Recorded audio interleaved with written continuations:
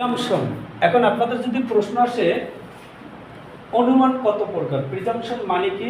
অনুমান। এখন অনুমান কাকে বলে? আদালত পরীক্ষা ব্যতীত। কি কথাটা হচ্ছে? পরীক্ষা ব্যতীত, পরীক্ষা ব্যতীত সত্য বলে ধরে নেওয়াকে কি বলা হয়? অনুমান বলা হয়। তাহলে পরীক্ষা ব্যতীত সত্য বলে ধরে নেওয়াকে আমরা আন্দাজ করে কথা কই না, এটা হচ্ছে আন্দাজ, অনুমান। ঠিক আছে। এখন যদি প্রশ্ন আসে অনুমান কত প্রকার, কত প্রকার? দুই প্রকার। এখন যদি আপনাকে প্রশ্ন করা হয় সাক্ষ্য আইনের বিধান মোতাবেক অনুমান কত প্রকার, তাহলে অ্যান্সার কি হবে? 3 প্রকার। যদি আপনাকে প্রশ্ন করা হয় অনুমান কত প্রকার? 2 প্রকার। যদি প্রশ্ন করা হয় সাক্ষ্য আইনের বিধান মোতাবেক কত প্রকার? 3 প্রকার। এগুলো বুঝেন? বুঝছেন? করেন না? এখন অনুমান কত প্রকার দেখি আমরা। অনুমান হচ্ছে ঘটনাগত অনুমান, আর হচ্ছে 2 নম্বর হচ্ছে আইনগত অনুমান। এ হচ্ছে 2 প্রকার। এরপর ইয়া ছাড়াও আছে কত প্রকার?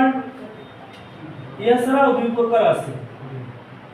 ইয়া ছাড়া হচ্ছে 2 প্রকার। তা হচ্ছে 1 নম্বর হচ্ছে খণ্ডনযোগ্য অনুমান, আর 2 নম্বর হচ্ছে অখণ্ডনযোগ্য অনুমান।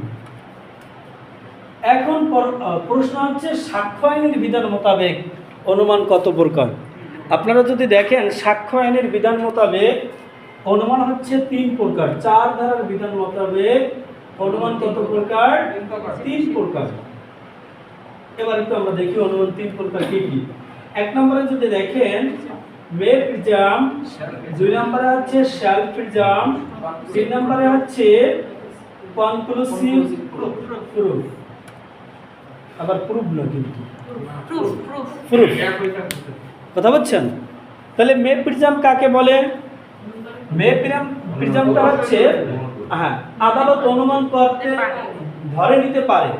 এক্সাম্পল স্বরূপ আদালত ধরে নিতে পারে কিছু কিছু ঘটনা আদালত সত্য বলে ধরে নিতে পারে, কিন্তু এখানে মে প্রিজামে বাধ্য না। কি বলছি? বাধ্য না। শ্যাল প্রিজাম যেখানে আদালত বাধ্য। তবে কথা হচ্ছে মে প্রিজাম আর শ্যাল প্রিজাম এটা কি খণ্ডনযোগ্য? অবশ্যই মনে রাখবেন এটা কি খণ্ডনযোগ্য। কি খণ্ডনযোগ্য। আর কনক্লুসিভ প্রুফটা অখণ্ডনযোগ্য। তার মানে হচ্ছে খণ্ডন হবে না, চূড়ান্ত অনুমান। ধন্যবাদ। এখন চূড়ান্ত অনুমান সম্পর্কে কি বলা হয়েছে? 41 এবং 112 ধারায় আলোচনা করা হয়েছে। আর শ্যাল প্রিজাম সম্পর্কে যেটা আদালত ধরে নিতে বাধ্য, কিছু কিছু ঘটনা আছে আদালত ধরে নিতে বাধ্য, তার সম্পর্কে সাক্ষ্য আইনের 12টি ধারায় আলোচনা করা হয়েছে। আর মে প্রিজামে ধারা হচ্ছে 8টি ধারায় আলোচনা করা হয়েছে। এখন এই যে 8টি ধারা কি কি, এটা আপনার এমসিকিউতে মাথায় লাগবে। তারপর হচ্ছে এই যে 12টি ধারা, এটা আপনার মাথায় রাখতে হবে ভাই, এটা বোঝানোর কিছু নাই। কিন্তু হ্যাঁ, এখানে মে প্রিজাম আদালত কোনটা ধরে নিতে পারে। এক্সাম্পল স্বরূপ আপনার টেলিগ্রাফ অফিসেতে প্রেরিত তার বার্তা আদালত কি করতে পারে? সত্য বলে ধরে নিতে পারে 88 ধারার বিধান মোতাবেক। এখন এটা একটু আলোচনা করার আগে আমরা একটু মে প্রিজামের কয়টা ধারা বলছি? 8টি ধারা। আমরা একটু 8টি ধারা লিখি, আর এখানে একটু 12টা ধারা আমরা লিখি। তাহলে আমরা 86, 87, 88, 88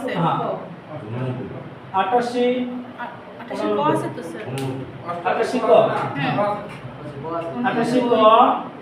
তারপর হচ্ছে 89 ক, তারপর 90 ক, 114 ক, আর হচ্ছে কি 114। এই হচ্ছে 8টা ধারা। এখন এই 8টা ধারা আপনি কিভাবে মুখস্থ করবেন? সিরিয়াল অনুযায়ী 86 থেকে। এটা কেন মুখস্থ করবেন? আপনাকে উঠাই দেবে যে 89 ক এটা কি মে প্রিজাম না শ্যাল প্রিজাম। তো এখন যদি আপনার জানা না থাকে, যেমন 89 হচ্ছে আপনার শ্যাল প্রিজাম, 89 কি শ্যাল প্রিজম, কিন্তু এখানে ক লাগাই দিলে আর শ্যাল প্রিজম থাকতেছে না, মে প্রিজমে চলে যাইতেছে। তাহলে এই যে 8টি ধারা, এটাও কি করতে হবে আপনার মাথায় থাকতে হবে। এরপর হচ্ছে 12টি ধারা। আমরা যদি দেখি 12টি ধারা 79 থেকে 79, 80, 81 ক, 82, 83, 84, 85, 85 ক, খ গ, খ গ। এরপর হচ্ছে 89 আর 105 হয়েছে। 12টা না ভুল হয়েছে? আচ্ছা, ভুল হলে শীত দেখে নিয়ে সমস্যা নাই। এখন এই 12টি ধারা আপনি কেন মাথায় রাখবেন? আপনাকে উঠেই দেবে 82, 83 বা 84, এটা কি মে প্রিজম না শ্যাল প্রিজম? উঠে দেবে না এটা বলা যাবে না, দিতে পারে। তাহলে কি করতে হবে আপনার? কি শ্যাল প্রিজমটা কি মাথায় রাখতে হবে। শ্যাল প্রিজম কি আদালত ধরে নিতে বাধ্য? অবশ্যই বাধ্য। তবে কি এটা খণ্ডনযোগ্য। কেন বাধ্য? এক্সাম্পল স্বরূপ কোনো ম্যাজিস্ট্রেট যদি কোনো আসামির 164 গ্রহণ করে, তাহলে অন্য ম্যাজিস্ট্রেট এটা সঠিকভাবে নেওয়া হয়েছে বলিয়া ধরিয়ে নেবে। কোনো সরকারি অফিস থেকে যদি আপনাকে কোনো সার্টিফিকেট কপি দেয়, নকল দেয়, তাহলে ওই নকল সঠিকভাবে দেওয়া হয়েছে বলে ধরে নিতে পারে, ধরে নিবে, বাধ্য। তবে কি করতে পারবেন? এই অফিসার টাকা খাইয়া এই ভুল রিপোর্ট দিছে, এটা আপনি খণ্ডন করতে পারবেন। রায় ডিগ্রি কি করতে পারতেছেন? ক্যান্সেল করতে পারতেছেন।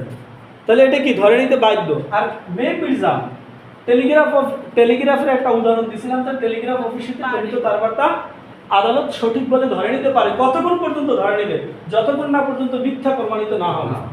এক্সাম্পল স্বরূপ আমি যে একটা শিট লিখছি, এটা যদি আমার লাইসেন্স করা হইতো, তাহলে এই বইয়ে যদি কোনো বিবৃতি থাকতো, তাহলে এই বইয়ের বিবৃতিটা আদালত সত্য বলে ধরে নিত। কতক্ষণ পর্যন্ত ধরে নিত? যতক্ষণ না পর্যন্ত মিথ্যা প্রমাণিত না হইতো। বুঝছেন? গালি হাত দিচ্ছেন, বুঝতেছেন? এরপর হচ্ছে আপনার কনক্লুসিভ প্রুফটা কি? চূড়ান্ত প্রমাণ। চূড়ান্ত প্রমাণটা হচ্ছে কোনো একটি ঘটনার প্রমাণ যদি অন্য একটি ঘটনার প্রমাণের উপরে নির্ভরশীল হয়, তাহলে পূর্বর ঘটনা কি আদালত সত্য বলে ধরে নিতে পারে। এক্সাম্পল স্বরূপ আপনি সজীব ভাই আর তার স্ত্রী এবং তার সন্তান যাইতেছে। এখন যদি আপনার সন্তান আপনাকে বাবা বলে ডাকে, তাহলে আপনার বিয়ে সম্পর্কে আর কোনো কথা নাই। বিয়েটা কি কনক্লুসিভ প্রুফ হয়ে গেছে। এটা কি চূড়ান্ত প্রমাণ। এটি কিন্তু বইতে আছে, সার্টিফিকেট কথা কইতে আছে, কথা বুঝছেন?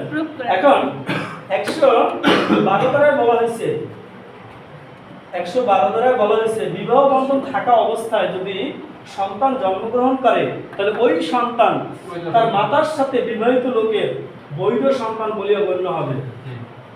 তবে এখানে একটা কথা আছে, যে এমসিকিউটা আসে 112 ধারা থেকে, যে মাতা যদি ডিভোর্স হয়ে যায়, তাহলে ডিভোর্সের 280 দিনের মধ্যে মাতা অবিবাহিত থাকা অবস্থায় যদি সন্তান জন্মগ্রহণ করে, তাহলে পূর্বে যার সাথে বিবাহ হয়েছে ওই ব্যক্তির সন্তান বলিয়া গণ্য হবে। তবে মাতা যদি আবার 280 দিনের মধ্যে আবার আরেকটা বিয়ের সাথে হয়, তাহলে কিন্তু সেটা হবে না। কিন্তু মাতার কি থাকতে হইবে? অবিবাহিত থাকতে হবে। বিষয়টা ক্লিয়ার? তাহলে এখন সন্তান যদি আব্বাকে ডাক দেয়, আর ম্যারেজ সার্টিফিকেট লাগবে? ম্যারেজ সার্টিফিকেটের দরকার নাই। তাহলে এটা কি হইলো? Conclusive proof. এটা কি খণ্ডন করা যাবে? জি না। ওলায় বাপ ডাকলে আর কোনো খণ্ডনের সুযোগ নাই।